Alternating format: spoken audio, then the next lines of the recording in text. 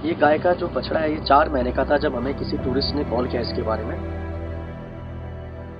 तो हम अपना रेस्क्यू वैन लेके वहाँ गए तो हमें पता चला कि ये 3 से 4 दिन से उस जगह में पड़ा हुआ था जहाँ पर रोड बन रही थी, वहाँ पर टार गिरा हुआ था। तो वहाँ पर घास खाने के चक्कर में गया और वहीं पर ये फंस गया और वो ढंग से चल भी नहीं पा रहा था। और जब हम इसको अपने पास लेके आए तो हमको 4 घंटे लगे इसका जो टार था उसको सॉफ्ट करने में और उसको निकालने में। उसके बाद भी हम प्रॉपर तरीके से उसको नहीं निकाल पाए क्योंकि जो टार होता है ना पूरी तरीके से चिपक जाता है बालों में, तो उसको निकालना बड़ा मुश्किल रहता है। स्टार्टिंग में तो हमको लग रहा था कि ये बच भी नहीं पाएगा क्योंकि इसका पेट भी फूला हुआ था और ये खुद भी पूरी तरीके से डरा हुआ था। लेकिन जब वो धीरे धीरे करके निकला, जब ये खड़ा हुआ तो ये इतना खुश था कि हमको भी बहुत अच्छा लगा कि हाँ एटलीस्ट ये खड़ा हो गया है और अब खाना पीना खा रहा है। तो इसको प्रॉपर तरीके से ठीक होने में 6 से 7 दिन लगे। ये सिर्फ एक रेस्क्यू की कहानी है। हिमाचल प्रदेश के one of the most beautiful city Manali में ऐसे कई रेस्क्यू ऑपरेशन एक दिन में किए जाते हैं और इसकी जिम्मेदारी उठाई है मनाली स्ट्रेज ने। हम 4 लोगों ने मनाली स्ट्रेज संस्था की शुरुआत की।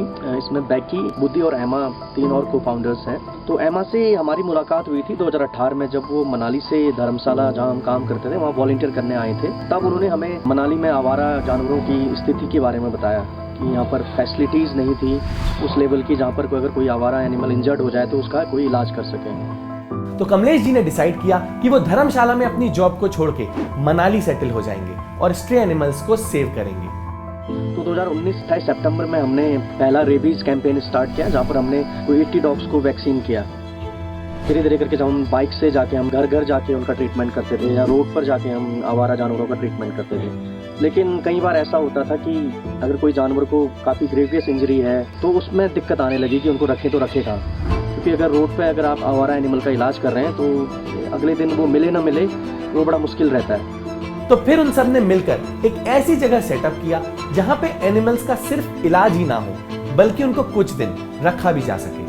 तो हमने फंड इकट्ठा किए, एनिमल लवर लोगों से हमने बात की तो उन्होंने सपोर्ट किया। तो 2020 में हमने धीरे धीरे करके यहाँ पर के लिए फैसिलिटी बनाई और आज हम यहाँ पर प्रॉपर तरीके से फंक्शन कर पा रहे हैं। मनाली स्ट्रेज की one of the most important rescue story है सैफी की, जो कि एक शेफर्ड का डॉग था। सैफी को हमने 1 साल पहले रेस्क्यू किया था। किसी ने इसके लिए हमें कॉल किया था तो हमें पता लगा कि ये किसी शेफर्ड का डॉग था। तो ये शेफर्ड के पीछे पीछे माउंटेन्स में जाता था और वापस आता था।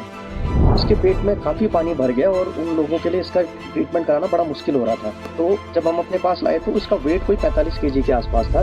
इसको सांस लेने में प्रॉब्लम आ रही थी क्योंकि उतना वेट को कैरी करके चलने में इसको दिक्कत हो रही थी और बहुत आसानी से ये थक भी जाता था। तो हमने इसको फिर ट्रीटमेंट दिया, दवाइयाँ दी, उससे थोड़ा सा कम हुआ। बाद में हमको इसके पेट से पानी को निकालना पड़ा।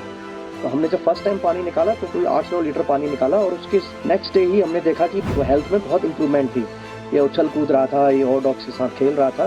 तो तब से हमें इसका जो फ्लूइड है वो हर महीने निकालना पड़ता है ताकि इसका वेट कंट्रोल में रहे और ये खुशी से अपना जीवन जी सके। जो इसकी बीमारी है ये क्यूरेबल तो नहीं है लेकिन हमें ट्रीटमेंट देके इसको वेट को मेंटेन रखना पड़ता है और ये हमारे साथ ही हमेशा के लिए रहेगा। लेकिन उसकी जो फर्स्ट डे की कंडीशन थी जो और आज हम 1 साल के बाद उसको देख रहे हैं और कुत्तों के साथ खेलता हुआ तो हमें बहुत अच्छा लगता है। अंदर से एक सेटिस्फेक्शन मिलती है कि हम अच्छा काम कर रहे हैं। अब तक मनाली स्ट्रेज में 1000 से ज्यादा एनिमल्स को रेस्क्यू और ट्रीट किया गया है, जिसमें से 600 से ज्यादा स्ट्रे डॉग्स हैं। Isn't that incredible? हम यहाँ पर सारे आवारा एनिमल्स का हम ट्रीटमेंट करते हैं, मेनली डॉग्स, कैट्स हो गया और जैसे स्ट्रे काफ हो गए और बर्ड्स को भी हम रेस्क्यू करते हैं और उनका ट्रीटमेंट करते हैं। उसके बाद पपी है, अगर छोटा डॉग है तो हम कोशिश करते हैं उनके लिए घर ढूंढें, नहीं तो हम उनको ऐसी लोकेशन में छोड़ते हैं जहाँ पर लोग उनका लुक आफ्टर करें। पर एनिमल्स के ट्रीटमेंट में कुछ एक्सपेंसेस तो होते ही हैं, जिसके लिए उन्होंने पालतू जानवरों को ट्रीट करना भी स्टार्ट कर दिया और इससे जितने भी पैसे बने उन पैसों को भी स्ट्रे डॉग्स के ट्रीटमेंट में यूज किया। मैं इस वीडियो के जरिए सारे लोगों से विनती करता हूँ कि अपने आसपास के जो भी इंजर्ड या घायल आपको जानवर दिखता है उसको प्लीज़ इग्नोर ना करें। अपने आसपास के डॉक्टर या जो भी लोग आवारा एनिमल्स के लिए काम कर रहे हैं उनको संपर्क करें, उनको बताएं उनके बारे में, क्योंकि जितना अधिकार हमें है जीने का उतना ही अधिकार उन बेजुबान जानवरों को भी है। और दूसरा, इस काम में ज़्यादा से ज़्यादा लोग जुड़ें, क्योंकि जितने ज़्यादा लोग होंगे उतना उन जानवरों की मदद हो पाएगी और उनको इलाज मिल पाएगा। मनाली स्ट्रेज सिर्फ एक ही सिटी में सेटअप किया गया है, पर दुनिया में ऐसे कितने सारे एनिमल्स हैं जिन्हें ऐसी फैसिलिटीज नहीं मिलती और वो अपनी जान गंवा देते हैं। अब सोचिए, अगर हम में से कुछ लोग भी अपनी अपनी सिटी में ऐसे वेट्स खोलने की जिम्मेदारी ले लें तो हम कितने सारे एनिमल्स को बचा पाएंगे। तो अगर आपको मनाली में कोई स्ट्रे एनिमल इंजर्ड या इल दिखता है तो आप मनाली स्ट्रेस को इस ईमेल आईडी पे कांटेक्ट कर सकते हैं, या फिर आप उनके इंस्टा पेज को भी फॉलो कर सकते हैं जहां पे वो और लोगों को इंस्पायर करने के लिए एनिमल्स की रेस्क्यू स्टोरी शेयर करते हैं। और अगर आपको लगता है कि जानवरों की जान बचाना भी उतना ही जरूरी है जितना इंसानों की, तो इस वीडियो को शेयर करके ज्यादा से ज्यादा लोगों को इंस्पायर करिएगा, सो दैट नेक्स्ट टाइम अगर कोई भी एनिमल इंजर्ड को देखा जाए तो उसे इग्नोर ना किया जाए। That's it for this video. See you next Wednesday। हम ऐसे ही एनवायरमेंट अवेयरनेस पे फिल्म्स बनाते हैं, तो अगर आप एनवायरमेंट को लेके थोड़ा सा भी सीरियस हैं और उसे सेव करना चाहते हैं तो आप इको फ्रीक्स नाम के फेसबुक ग्रुप को ज्वाइन कर सकते हैं। इसमें हम ऐसे लोगों की कम्युनिटी बनाना चाहते हैं जो एनवायरमेंट के बेटरमेंट के लिए कुछ कर रहे हों। तो अगर आप किसी ऐसे को जानते हैं या आप खुद कुछ ऐसा कर रहे हैं तो आप इस ग्रुप में जाके पोस्ट कर सकते हैं, सो दैट और लोगों को इसके बारे में पता चले। लिंक डिस्क्रिप्शन में मेंशन है। Thank you and take care.